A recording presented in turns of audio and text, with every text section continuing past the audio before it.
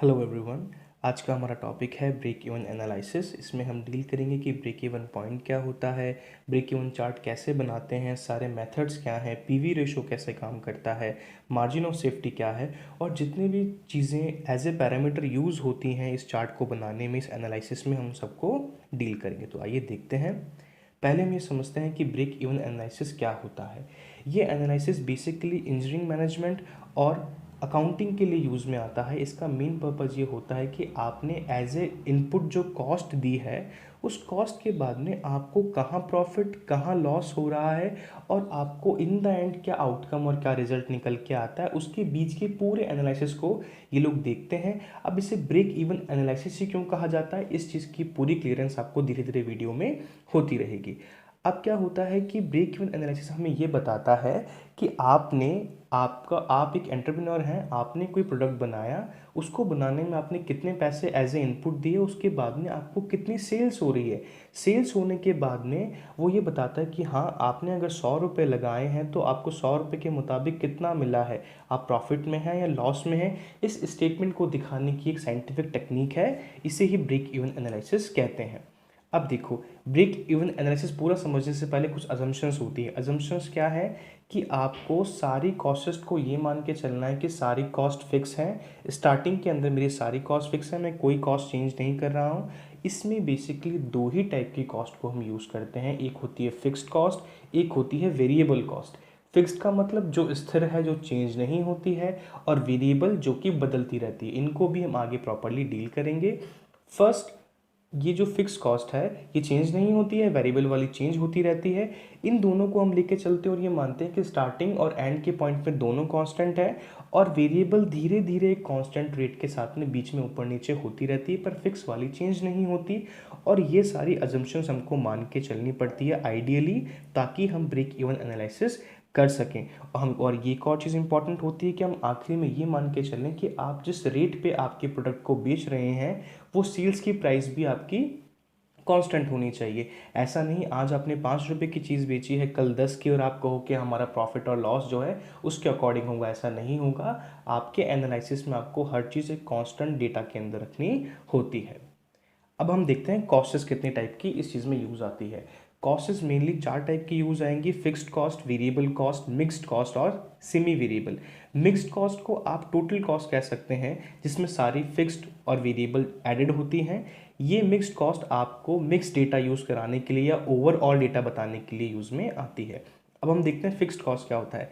Fix cost वो कॉस्टेज होती हैं जो आपके बिजनेस में, आपकी इंडस्ट्री में, आपके प्रोडक्शन में लगनी ही लगनी है और वो फिक्स्ड होती हैं। ऐसा नहीं है कि उनका अमाउंट धीरे धीरे फ्लक्चुएट होता है, वो इनिशियली भी फिक्स रहती हैं और आखिरी में भी फिक्स ही रहती हैं। वो एक सर्टेन अमाउंट कभी चेंज नहीं होता है। हाँ, अगर आप प्रोसेस को बदलते हैं तो आपकी कॉस्ट एक अलग टाइप की आ जाएगी, पर वो भी फिक्स ही रहेगी। ये वो इन्वेस्टमेंट होता है जैसे कि आपका रेंट, आपका डेप्रिसिएशन, आपके रिसर्च और डेवलपमेंट की कॉस्ट्स, आपकी मार्केटिंग की कॉस्ट्स, आपके एडमिनिस्ट्रेटिव या फिर प्रशासनिक कार्यों की जो कॉस्ट होती है वो हमेशा फिक्स रहती है। ये इनके एग्जाम्पल्स हैं। वेरिएबल कॉस्ट क्या होती है? वेरिएबल कॉस्ट वो होती है जो धीरे धीरे बाकी पैरामीटर्स के साथ साथ बदलती रहती है, कम होती है या ज़्यादा होती है। अब हर कॉस्ट का हमेशा दो टाइप तो होते ही होते हैं। एक को हम कहते हैं डायरेक्ट कॉस्ट, एक को कहते हैं इनडायरेक्ट कॉस्ट। अप्रत्यक्ष और प्रत्यक्ष। प्रत्यक्ष किसको कहते हैं? जो स्ट्रेटली लग रही है, और अप्रत्यक्ष को कहते हैं जो जो कि इनडायरेक्टली लगती है। कैसे? जैसे कि आपने 5 रुपये का बिस्किट का पैकेट लिया। अब 5 रुपये का बिस्किट का पैकेट तो आपने लिया और आपको लेके उसको घर पे आना है, पर आपका बिस्किट का पैकेट गिर जाता है और दुकान वाला कहता है कि चेंज तभी करूँगा जब आप 2 रुपये उसको और देंगे। फिर आपने 2 रुपये और दे के उस बिस्किट को आप नया करके लेके आए, तो 2 रुपये आपकी इनडायरेक्ट कॉस्ट लग गई, पर ये कॉस्ट इंक्लूड तो आपके प्रोसेस में हुई। इसी को इनडायरेक्ट और डायरेक्ट कॉस्ट कहते हैं। डायरेक्ट तो लगनी ही लगनी है, इनडायरेक्ट अगर आपकी कंडीशंस चेंज हो जाती हैं या प्रोसेस में कोई चेंज आता है तो आपके इनडायरेक्ट कॉस्टेज जो हैं वो बढ़ जाती हैं, और वेरिएबल कॉस्ट तो हमेशा बदलती रहती है। ठीक है। सेमी वेरिएबल कौन सी होती हैं? कुछ ऐसी कॉस्ट्स होती हैं जो कि होती तो फिक्स्ड हैं, पर धीरे धीरे उनमें भी फ्लक्चुएशंस या चेंजेस आते रहते हैं।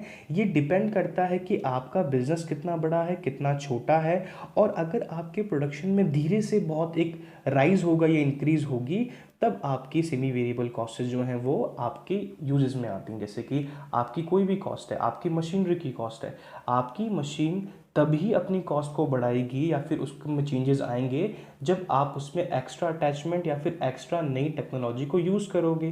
तो पहले तो उस मशीन की प्राइस फिक्स थी, जितने भी प्राइस में आप लेके आए थे, पर आपको अब उस मशीन से ज़्यादा प्रोडक्शन करना है, नई टेक्निक का प्रोडक्शन करना है, तो आपको अब उसकी कॉस्ट में फ्लक्चुएशंस करने पड़ेंगे, उसको बढ़ाना या कम करना पड़ेगा। इसे सेमी वेरिएबल कॉस्ट में आप काउंट कर सकते हैं। अब आगे हम देखते हैं ब्रेक इवन चार्ट क्या होता है। ये आपके सामने ब्रेक इवन चार्ट है। आपको ऐसा ही एग्जाम्स में बनाना है, थियोरेटिकली भी यही समझना है, और आपको लिखना भी एग्जाम में इसी तरह से। देखो क्या है, आपकी एक एक्सिस पे आपकी कॉस्ट होती है और रिवेन्यू होता है, दूसरे में आपका प्रोडक्शन होता है। प्रोडक्शन मतलब आपने कितना उत्पादन किया है, और यहाँ पे रिवेन्यू और कॉस्ट कि मतलब आप कितना कमाते या लगाते हैं। जो ब्लैक कलर की डार्क दो लाइंस हैं, इनमें से एक लाइन रिवेन्यू की है जिसे आर करके दिखा रखा है, और एक लाइन टोटल कॉस्ट की है, टोटल कॉस्ट टीसी लिखा हुआ है वहाँ पे।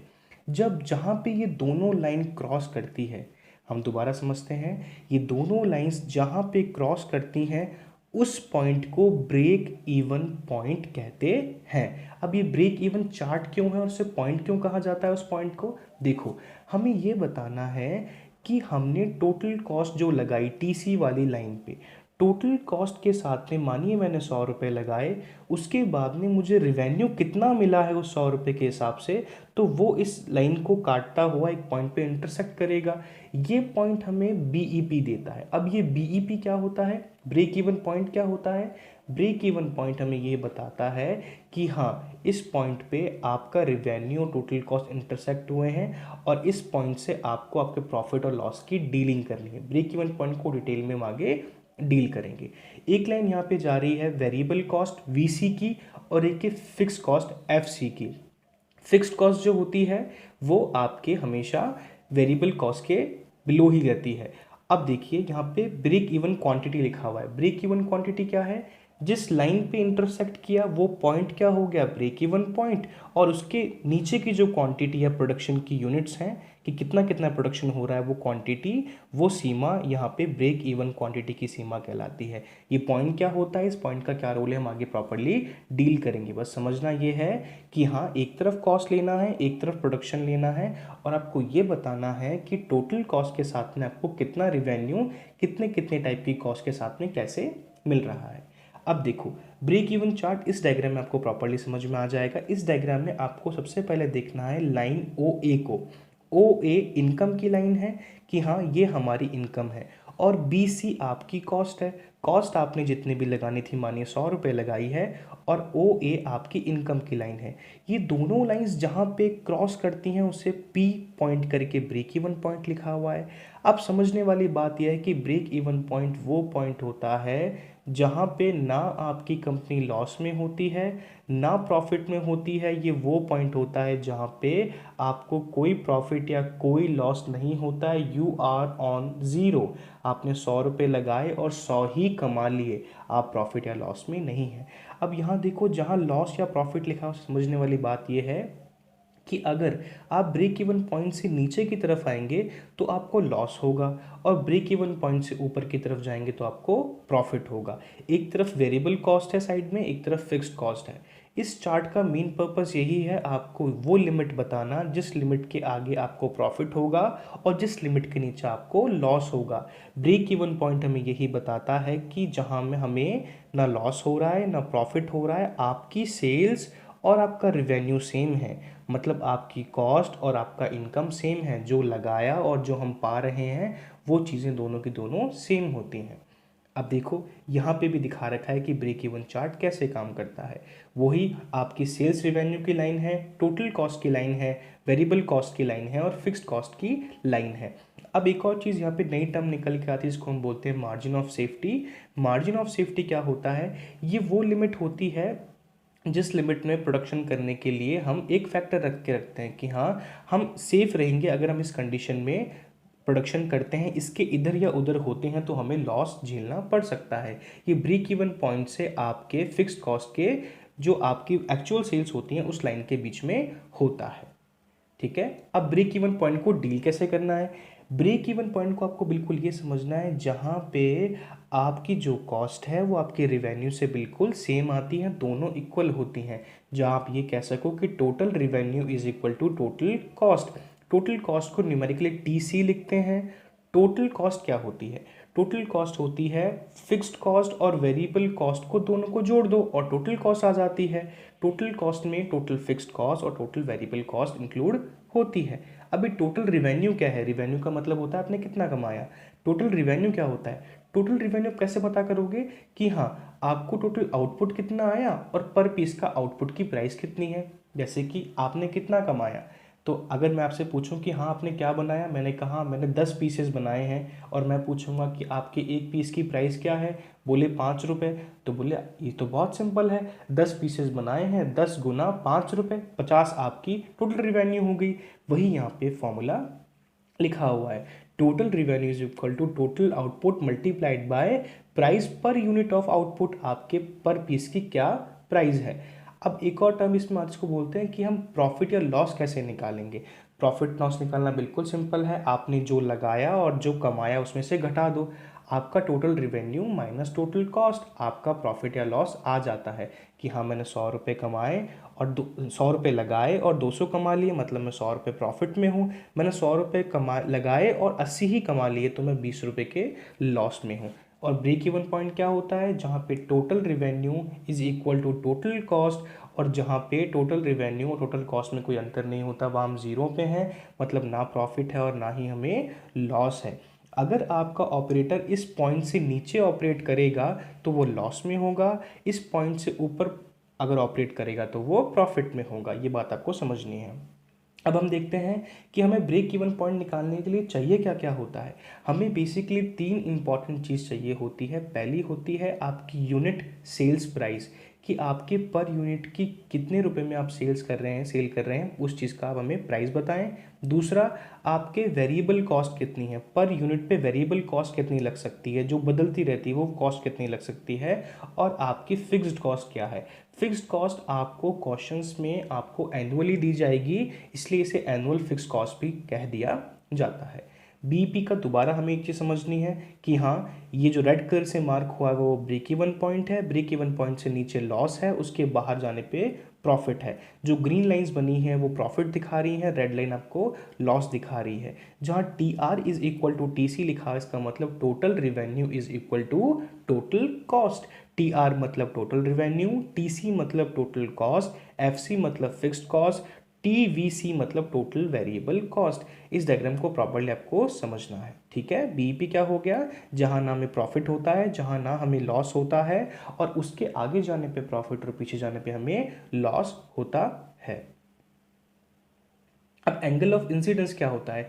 ये टर्म आपके एमसीक्यू क्वेश्चंस में या छोटे इंटरव्यूज में आपसे पूछी जा सकती है कि एंगल ऑफ इंसिडेंस क्या होता है। जहां आपकी टोटल रिवेन्यू और टोटल कॉस्ट की लाइन इंटरसेक्ट करती है उस एंगल को एंगल ऑफ इंसिडेंस कहा जाता है। दोबारा समझना है हमें, जहाँ पे आपकी टोटल कॉस्ट की लाइन टोटल इनकम की लाइन टोटल रिवेन्यू की लाइन से इंटरसेक्ट करती है, जहाँ उससे काटती है, वहाँ एंगल ऑफ इंसिडेंस बनता है। अगर एंगल ऑफ इंसिडेंस बड़ा होगा तो आपका प्रॉफिट जो है वो ज़्यादा होगा। ये बात हमको प्रॉपर्ली समझनी है। आगे हम देखते हैं कि advance work of BEP. BEP काम क्या आता है और क्या क्या कर सकते हैं। बीईपी से हम बेसिकली 2 नई चीज़ें कर सकते हैं। एक कि हम ब्रेक इवन क्वांटिटी निकाल सकते हैं, कि मैंने पूछा कि हाँ ब्रेक इवन पॉइंट पे तो मैं आ जाऊँगा कि जितना कमाया उतना ही मुझे मिल गया, जितना कमाया उतना ही मैंने लगाया, 100 लगाया और 100 ही मैंने प्रॉफिट में ले लिया, कमा लिया। अब मुझे बताओ मैं कितना प्रोडक्शन करूं, मेरी क्वांटिटी कितनी होनी चाहिए कि मैं बीईपी तक पहुंच जाऊं। तो आप ब्रेक इवन क्वांटिटी भी निकाल सकते हैं। ब्रेक इवन क्वांटिटी का फॉर्मूला यहाँ दिया हुआ है F/S-V, और मार्जिन ऑफ सेफ्टी का भी आपको एक फॉर्मूला मिलता है। मार्जिन ऑफ सेफ्टी मैंने बताया ही था। मार्जिन ऑफ सेफ्टी हमें ये बताता है कि आपको बीईपी के लॉस से कैसे बचना है और आपको ऐसी कैसी स्टेट मेंटेन करनी है जहाँ पे आपको प्रॉफिट हो, आप लॉस की तरफ ना जाएं। ठीक है, अब F/S-V का मतलब क्या हो गया? Fixed cost upon selling price minus variable cost, ये निकालने का तरीका होता है ब्रेक इवन क्वांटिटी का। और आपको मार्जिन ऑफ सेफ्टी निकालनी हो तो कैसे निकालेंगे आप, प्रॉफिट अपॉन पीवी रेशो। ये पीवी रेशो क्या होता है इनको आगे देखेंगे। अब रिवेन्यू और बीईपी क्या है, रिवेन्यू किसको कहते हैं हम, जो हमने कमाया है। अब ये बात बहुत इंपॉर्टेंट है कि किसी भी इंडस्ट्री में अगर हाई रिवेन्यू जनरेट करना है तो हमेशा ये सोच के चलें कि आपको बीईपी से तो अबव ही रहना है, आपको बीईपी के लेवल तक नहीं आना है या उसके आसपास नहीं रहना है, उससे एक बहुत सर्टेन डिस्टेंस से अबव होके आपको प्रोडक्शन करना है। अगर आप बीईपी पे रहते हैं तो आप प्रॉफिट में नहीं होंगे, हाँ आप लॉस में भी नहीं होंगे, पर कोई भी ऐसा नहीं चाहेगा कि जितना लगाया उतना ही कमा लिया, तो इसमें प्रॉफिट की स्टेटमेंट तो रहती ही नहीं है, तो प्रोडक्शन नहीं चल पाएगा। इसलिए रिवेन्यू बीईपी के साथ में बढ़ना बहुत ही ज़रूरी है। अगर किसी ने पूछ लिया कि भैया रिवेन्यू कितना हुआ है बताइए, तो रिवेन्यू हम कैसे बताते हैं कि हाँ प्राइस कितनी है पर यूनिट की, उसको मल्टीप्लाई कर दो नंबर ऑफ यूनिट से, ये होता है आपका टोटल रिवेन्यू निकालने का तरीका। ठीक है, अब देखो क्या चीज़ है कि प्रॉफिट कैसे निकालना था हमको, total revenue minus total cost. आपको जितना पैसा मिला उसमें से आपने जितना लगाया उतना घटा दो। रिवेन्यू जनरेट करना हाई लेवल पे ही हर प्रोडक्शन सिस्टम का एम होता है। ठीक है, अब हम देखेंगे कि कौन कौन से मेथड से हम ब्रेक इवन पॉइंट को निकाल सकते हैं। ब्रेक इवन पॉइंट निकालने के मेनली 3 फॉर्मूले होते हैं। एक होता है मैथमेटिकल इक्वेशन मेथड, जिसे हम एल्जेब्रिक मेथड भी कह सकते हैं। एक होता है ग्राफिकल मेथड, जिसे आप चार्ट बना के यूज़ करते हैं। एक थर्ड होता है कंट्रीब्यूशन मार्जिन मेथड। इन तीनों को हम डील करते हैं। पहला है हमारा मैथमेटिकल क्वेश्चन मेथड। इसमें वही फॉर्मूलाज यूज़ करने हैं जो हमने अभी पीछे पीछे पढ़े हैं कि टोटल रिवेन्यू क्या है, टोटल कॉस्ट कैसे निकालते हैं, टोटल वेरिएबल कॉस्ट क्या हो जाएगा। वेरिएबल कॉस्ट क्या होता है कि हाँ आपके पर पीस पे कितने कितनी वेरिएबल मतलब जो बदल सकती है, परिवर्तित लागत कितनी है, कि हाँ उस पर 2-3 रुपए इस समय के अनुसार बढ़ सकते हैं, उसको उसके नंबर ऑफ पीसेस की संख्या से गुना कर दो, आपको वैल्यू मिल जाती है। ये सारे फॉर्मूलाज हमने पीछे डील किए हुए हैं, इन फॉर्मूलाज को आपको याद करना है। और एल्जेब्रिक मैथमेटिकल क्वेश्चंस में ऐसा यही फॉर्मूले यूज आते हैं, हम क्वेश्चंस भी आगे करेंगे। अब अगला है ग्राफिकल मेथड। जो आपने पीछे फॉर्मूला पढ़े हैं उन्हीं को ग्राफिकली चार्ट के अंदर प्लॉट करना ग्राफिकल मेथड होता है। इस मेथड में कोई दूसरे फॉर्मूले नहीं होते हैं, सब चीज़ सेम होती है, बस आपको एक चार्ट मेंटेन करना होता है। एक तरफ आपको टोटल फिक्स्ड कॉस्ट का कॉलम लेना है, एक तरफ आपको टोटल वेरिएबल कॉस्ट का कॉलम लेना है, फिर टोटल कॉस्ट निकालने दोनों को जोड़ के, देन आपको टोटल रिवेन्यू निकालना है। रिवेन्यू कैसे निकालते हैं कि हाँ पर पीस की क्या वैल्यू आई है और कितने पीसेस है हमारे पास में। फिर प्रॉफिट और लॉस को आपको शो करना है। जहाँ आप माइनस माइनस लगा हुआ है प्रॉफिट लॉस में, वहाँ आप लॉस में है। जहाँ प्लस है मतलब जहाँ कोई साइन नहीं है, पॉजिटिव है, वहाँ आप प्रॉफिट में है। और जहाँ रेड कलर से एक रो बनी हुई है वो रो आपको बीईपी दिखाती है, जहाँ आपको प्रॉफिट और लॉस जीरो होता है। तो चार्ट में आपको प्रॉपरली क्लियर हो गया होगा। अब हम देखते हैं contribution margin method. Contribution margin method का ये मतलब होता है कि आपने कितना प्रोडक्शन किया है, क्वांटिटी क्या है और आप कितने प्रॉफिट में है। कि आप तो क्वांटिटी के अकॉर्डिंग बताइए, आप ये मत बताइए मैं पैसा कितना लगा रहा हूँ, आप ये बताइए कि कितने वॉल्यूम पे आपको कितना प्रॉफिट हो रहा है या बीईपी कहाँ पे अटेन होगा। उसके लिए हम एक मेथड यूज़ करते हैं जिसको हम बोलते हैं कंट्रीब्यूशन मार्जिन मेथड। इस मेथड में मेनली एक फॉर्मूला काम आता है जिसको हम कहते हैं पीवी रेशो। अब ये पीवी रेशो क्या होता है, पीवी रेशो होता है कि आपने कितना पैसा लगाया बटा उसका डिवाइड करके आपका कितना आपने पैसा कमाया, टोटल रिवेन्यू कितना आया और आपका कंट्रीब्यूशन कितना था। यहाँ फॉर्मूला लिखा हुआ है PV ratio is equal to total revenue minus total variable cost, कितना कमाया आपने वो चीज़, और कंट्रीब्यूशन पर टी आर मल्टीप्लाइड बाई 100, मतलब कंट्रीब्यूशन पर टोटल रिवेन्यू पे कितना हो रहा है और गुना 100, इसलिए क्योंकि पीवी रेशो की वैल्यू हमेशा परसेंटेज में आती है। ठीक है, अब हम देखते हैं एक न्यूमेरिकल एग्जांपल। इस एग्जांपल को हम इस वीडियो में डील करेंगे। एक कंपनी है जो कि एक सिंगल आर्टिकल बनाती है और उसको हमें 3 डेटा दिए हुए हैं। उसने कहा कि पर पीस की सेलिंग प्राइस 40 रुपये है, मार्जिनल कॉस्ट 24 रुपये है और फिक्स्ड कॉस्ट इतनी 16,000 रुपये है। अब ये मार्जिनल कॉस्ट क्या होती है, ये वही कॉस्ट है जो कि बदलती रहती है, वेरिएबल कॉस्ट, इसको हम वी से डिनोट करेंगे। अब इसने कहा कि पीवी रेशो बताओ, ब्रेक इवन सेल्स बताओ और 2,000 रुपये के प्रॉफिट पे फिर सेल्स बताओ और 60,000 के प्रॉफिट पे फिर हमको प्रॉफिट बताओ और ये बताओ कि हमारा अगर प्राइस 10% कम हो जाए तो ब्रेक इवन सेल्स क्या होंगी। इन सारे आंसर्स को हम इस वीडियो में डील करेंगे। देखो आगे। अब क्या है, इसने फर्स्टली कहा कि पीवी रेशो क्या होता है। हमने पढ़ा था पीवी रेशो क्या होता है, कि पीवी रेशो होता है कितना कंट्रीब्यूशन किया बटा आपने कितना टोटल रिवेन्यू पाया गुणा 100। अब मेरा कंट्रीब्यूशन मैं कैसे निकालूंगा, कंट्रीब्यूशन निकालने के लिए मैं सेलिंग प्राइस जो 40 रुपये है उसमें से मैं 24 रुपये घटा दूंगा और मेरा कंट्रीब्यूशन निकाल लूँगा। 40 को मैंने घटाया 24 से, मेरे पास आया 16। अब मैंने कहा कि मुझे रिवेन्यू कितना मिलेगा, तो रिवेन्यू मुझे कितना मिल रहा है 40, क्योंकि वो मेरी रिवेन्यू की कॉस्ट तो सेम ही रहेगी। 40 में मेरा 16/40 गुणा 100, तो यहाँ पे आ गया 40%। पीवी रेशियो निकालने के लिए आपके पास में यहाँ पे दो टाइप से फॉर्मूला दे रखा है। फॉर्मूला घूम फिर के वही बनता है। बात क्या है कि आपको पहले सेलिंग प्राइस में से वेरिएबल प्राइस घटाना है, देन आपको कंट्रीब्यूशन मिल जाएगा। कंट्रीब्यूशन को डिवाइड करना है आपके रिवेन्यू से, मतलब आपको सेल्स कितनी हो गई है, और गुना कर देना है 100 से। 40% यहाँ पे पीवी रेशियो आ गया है। बी हम देखते हैं कि ब्रेक इवन सेल्स निकाल के बताओ। अरे ये सेल्स क्या होता है, ब्रेक इवन सेल्स क्या होता है कि आपने कितनी कितनी सेल्स की हैं। तो यहाँ पे एक फॉर्मूला लिखा हुआ है S multiplied by PV ratio is equal to fixed cost. अब यहाँ पे तो पहले कंट्रीब्यूशन लिखा हुआ था, पर देखो आपका कंट्रीब्यूशन मतलब आपने कितना पैसा लगाया। अगर आप बीईपी पे हो तो आपका कंट्रीब्यूशन तो फिक्स्ड कॉस्ट के बराबर हो गया ना। अगर आप ब्रेक इवन सेल्स निकालना चाहते हो, आपने जितना पैसा लगाया वो फिक्स्ड कॉस्ट के बराबर हो जाता है। तो इस फॉर्मूले में सिर्फ चेंज क्या आया कि फिक्स्ड कॉस्ट लिख दिया हमने इज इक्वल टू के आगे, क्योंकि कंट्रीब्यूशन जो है वो फिक्स्ड कॉस्ट के बराबर हो जाता है जब आप ब्रेक इवन पॉइंट पे होते हो। अभी ये हमसे ब्रेक इवन पॉइंट नहीं पूछ रहा है, ये पूछ रहा है कि बीईपी पे हम हैं मान लिया। आप तो ये बताओ कि बीईपी पे मेरी सेल्स कितनी हुई है। तो करना क्या है हमें, वही एस है, एस मतलब सेल्स है। फिक्स्ड कॉस्ट कितनी है 16,000, पीवी रेशो कितना आया 40%।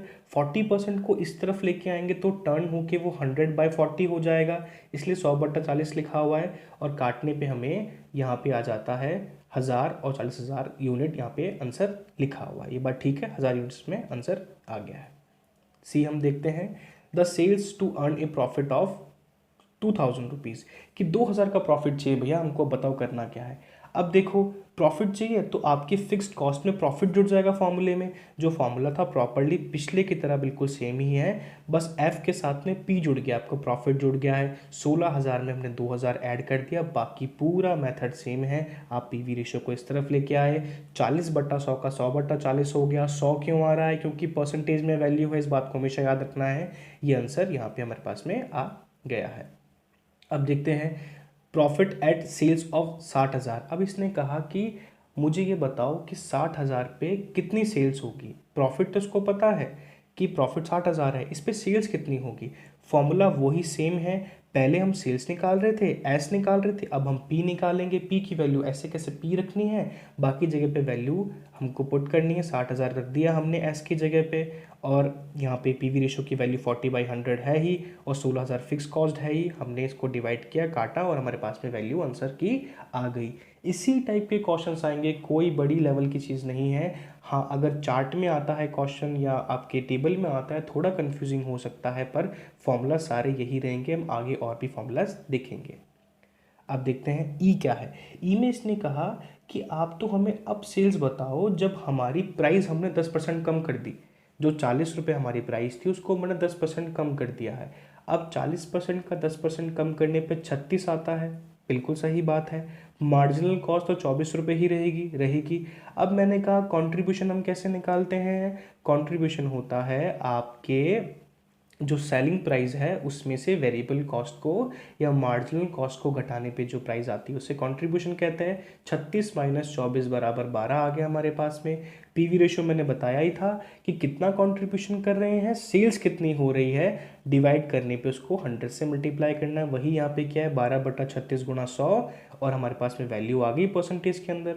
अब इन्होंने कहा कि हाँ अब बताओ ब्रेक इवन सेल्स कितनी है, तो वापस वही सेल्स वाला formula S multiplied by PV ratio is equal to F. अब ये बात हमको पता है कि बी पे कॉन्ट्रीब्यूशन फिक्स्ड कॉस्ट के बराबर हो जाता है, तो एस मल्टीप्लाइड बाय 100/300 = 16,000। यहाँ पे हमारे पास में वैल्यू आ गई है। बहुत सिंपल है, टफ कुछ भी नहीं है।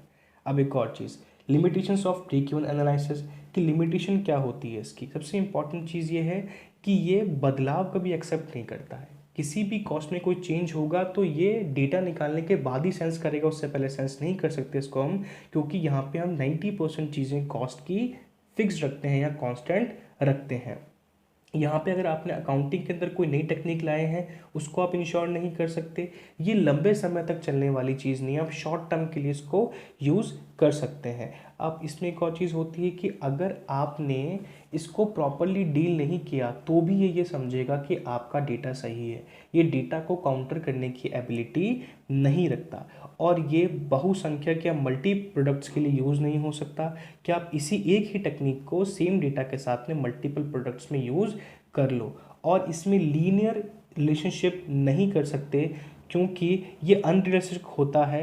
अनरियलिस्टिक का मतलब ये हो गया कि ये आपके शॉर्ट टर्म के लिए एक अनुमानित या फिर एक बिल्कुल अप्रॉक्स डेटा होता है, इसको आप प्रॉपरली यूज़ नहीं कर सकते। और इसमें आप ये नहीं देख सकते कि आपका आउटपुट प्रॉपरली ही प्रॉफिट में आएगा, आपको सिर्फ ये पता चल सकता है कि आप कब प्रॉफिट में है और कब लॉस में है। डायग्राम मैंने समझा दिया था, दोबारा थ्योरेटिकली सुन लो। एक तरफ कॉस्ट होगी, एक तरफ क्वांटिटी होगी, एक लाइन टोटल कॉस्ट की होगी, एक लाइन आपकी टोटल रिवेन्यू की होगी। दोनों लाइनें जहाँ पर मिलती है उस पॉइंट को ब्रेक इवन पॉइंट कहते हैं। ब्रेक इवन पॉइंट हमें ये बताता है कि जहाँ आपका प्रॉफिट भी ज़ीरो है, लॉस भी ज़ीरो है, जितना आपने सेल्स किया उतना ही आपका प्रोडक्शन था, आपका रिवेन्यू और कॉस्ट बिल्कुल सेम है। उसके आगे मार्जिन ऑफ सेफ्टी होता है, उससे ऊपर गए तो प्रॉफिट है, नीचे आए तो लॉस होता है। पीवी रेशो हमें ये बताता है कि कितने वॉल्यूम पे हमें कितना प्रॉफिट होगा। पीवी रेशो का फॉर्मूला हमने पढ़ ही लिया है। बाकी total revenue, total cost, total variable cost, total fix cost हम प्रॉपरली निकाल सकते हैं। अब इम्पॉर्टेंट फॉर्मूलाज की यहाँ पे आपको पिक्स मिल जाएंगी, इन स्लाइड्स को आप पॉज करके देख सकते हैं। ये सारे इंपॉर्टेंट फार्मूला आपके लिए बहुत ज़रूरी हैं, इन सारे फार्मूलाज को आप नोट कर लीजिएगा। ये सारे formulas margin of safety, break even revenue, target profit, ये सारी चीज़ें आप जब क्वेश्चंस आगे और सॉल्व करेंगे आपको प्रॉपरली क्लियर होती जाएंगी। ज़्यादा कोई टफ चीज़ नहीं है, छोटा सा कंसेप्ट है कि आपको प्रॉफिट कमाना है, लॉस में नहीं आना है, क्वांटिटी का ध्यान रखना है, और आपको ये ध्यान रखना है कि आप बीईपी के आसपास ना जाएं। बीईपी पे जाने से आपको प्रॉफिट और नो लॉस की, नो प्रॉफिट नो लॉस की स्टेटमेंट मिल जाती है। आपको प्रॉफिट को बढ़ाना है, आपको ये याद रखना है कितना आपने इनपुट दिया और कितना आउटपुट आपको चाहिए, ये बहुत ही इंपॉर्टेंट है। सिर्फ आपके पास जो मेनली क्वेश्चंस आते हैं वो ब्रेक इवन एनालिसिस की वैल्यू कितनी आएगी, कितने पॉइंट पे हो रहा है, आपका क्वांटिटी क्या है, आपकी मार्जिन ऑफ सेफ्टी क्या है, पीवी रेशियो तो 100% आता है हमेशा, यही मेन क्वेश्चंस बनते हैं। इंपॉर्टेंट फार्मूला में एक ये दो एक्स्ट्रा फार्मूलाज हैं कि आपको अगर पूछा जाए कि आपका ब्रेक इवन की यूनिट्स कितनी हैं तो आप ये लगा सकते हैं, और ब्रेक इवन सेल्स की कितनी है तो आप ये लगा सकते हैं। आपको एनुअली फिक्स्ड कॉस्ट क्वेश्चन में दी हुई होगी, आपको वेरिएबल कॉस्ट भी दी हुई होगी, आपको जितना डेटा रिक्वायर्ड होगा वो सब आपको मिल जाता है। अब ये एक क्वेश्चन मैं आप लोगों के लिए दे रहा हूँ, इस क्वेश्चन को आप लोग करेंगे। इस क्वेश्चन में मेनली 3 चीज़ पूछी गई है, सेल्स कितनी है, पीवी रेशो क्या है, और मार्जिन ऑफ सेफ्टी क्या है। इस क्वेश्चन को आप करके कमेंट्स में आंसर डालिएगा। कोई भी दिक्कत हो आप मुझसे पूछ सकते हैं, आंसर आपको कमेंट्स में मिल जाएगा। ये एक डिटेल वीडियो था बीईपी के ऊपर, break even point, break even chart, break even analysis पे। आपको कोई भी क्वेरी हो आप पूछ सकते हैं कमेंट्स में। Thank you so much for watching.